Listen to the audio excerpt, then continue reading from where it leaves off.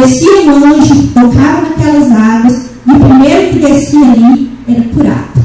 E esse paralítico estava ali crendo também nisso.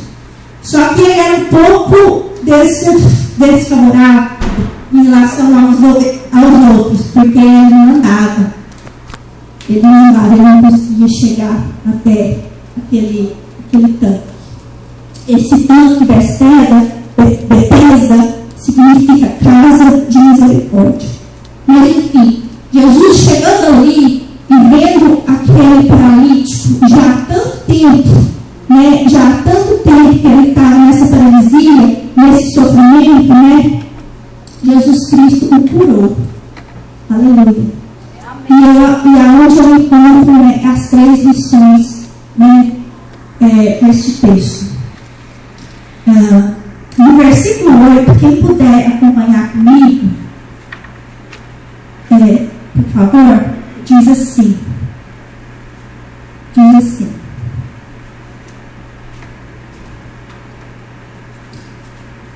Jesus disse: levanta-te, toma tua cama e anda.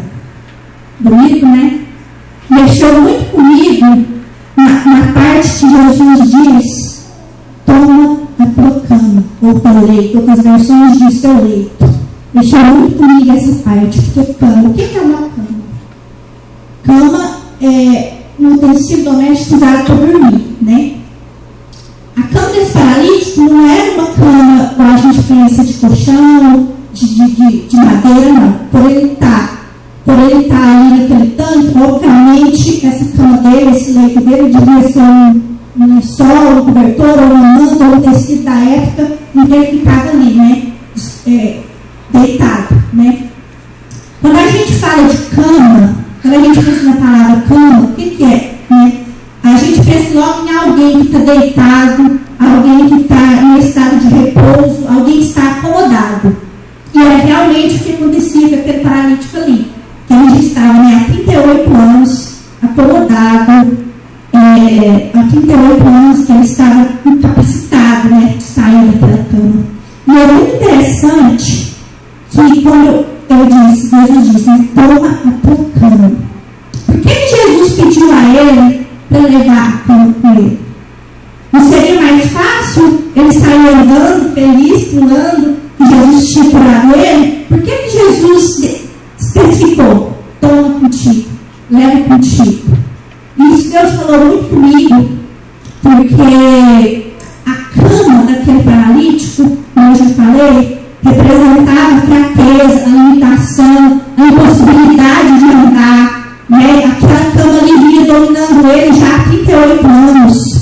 E Jesus queria que aquele paralítico carregasse aquela cama em público. Ele queria que aquele paralítico levantasse, fosse embora, e todos vissem aquela cama ali, debaixo daquele leito, ali debaixo do braço dele. E todo mundo reconhecesse que aquele era o paralítico que estava 38 anos ali. Amém? E Jesus viria derrotado, agora ele estava vitorioso, carregando a impossibilidade dele debaixo do braço. Aleluia! E é lindo que, quem sabe essa noite você não se encontra assim, impossibilitado, com alguma impossibilidade, né? com alguma paralisia, com alguma situação, e Jesus está te dizendo essa noite: levanta-te, toma a tua cama e anda. Amém?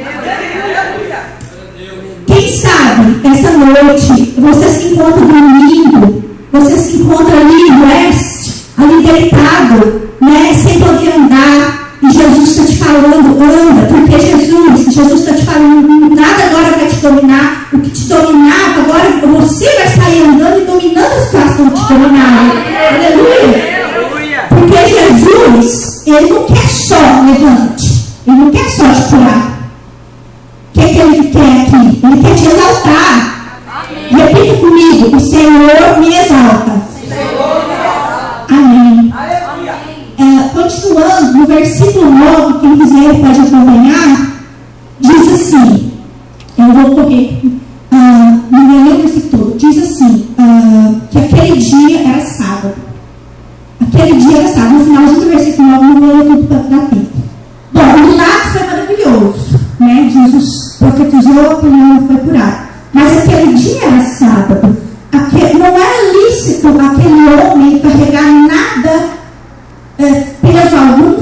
tipo de esforço no sábado, muito menos em público.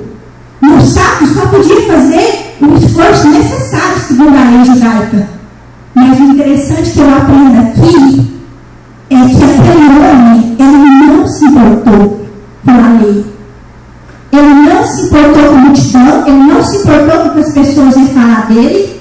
Ele escutou e ele obedeceu. Ele obedeceu, aleluia! E eu te falo essa noite, porque a gente aprende essa noite. Não se preocupe com o que a lei está dizendo. Não se preocupe com o que o mundo lá fora está dizendo. Se o advogado falou que você não pode, Jesus fala que você pode. Obedece, obedece. É isso que Jesus quer falar, a gente quer nos mostrar essa noite. Não escuta a voz lá fora, escuta a voz de Jesus. Porque a voz de Jesus é a voz que liberta de qualquer prisão, seja espiritual, seja física, qualquer prisão, seja emocional, seja obediente à voz de Deus. Eu quero que a igreja repita: eu serei obediente à voz de Deus. Eu serei obediente à voz de Deus. Aleluia. E já partindo para a terceira característica que eu aprendo aqui, está no versículo 14, não vou ler tudo, porque não dá tempo, mas diz que depois, no início, depois Jesus me encontrou no templo. Interessante, porque eu não vi Jesus mandando para o templo. Levanta-te, toma tua cama e anda. Jesus não falou, vai que eu vou ter contigo lá no templo. Jesus não falou isso. E agora você vê aquele homem no templo. E o mais interessante de tudo que eu aprendo aqui é que ele podia ter ido para vários lugares. Nossa, eu estou curado. Se ele tivesse família, ele podia ter ido para a família. Se ele tivesse casa, ele podia ter voltado para casa. No final, ele recebeu boas novas. Eu vou comemorar mais um. Ele foi para o templo. O interessante é que ele não conhecia Jesus. Ele não sabia quem era o homem que tinha curado ele. Muito menos que Jesus estaria no templo. Mas ele foi. Porque ele sabia que se tinha um lugar que ele deveria ir, agradecer pelo santuário, era no templo. Era na casa do Senhor. Aleluia! E ele foi. E o mais interessante é que Jesus surpreendeu ele lá. Ele estava lá, e o versículo outro para frente mostra, no 14, fala que Jesus apareceu para ele lá. Que lindo, maravilhoso. E olha só o que eu aprendo aqui. Eu aprendo que Jesus revela para nós na igreja. É no templo. Mas Jesus podia ter falado para ele lá no campo. Podia ter falado para ele só: eu sou Jesus, eu te curei. Mas não.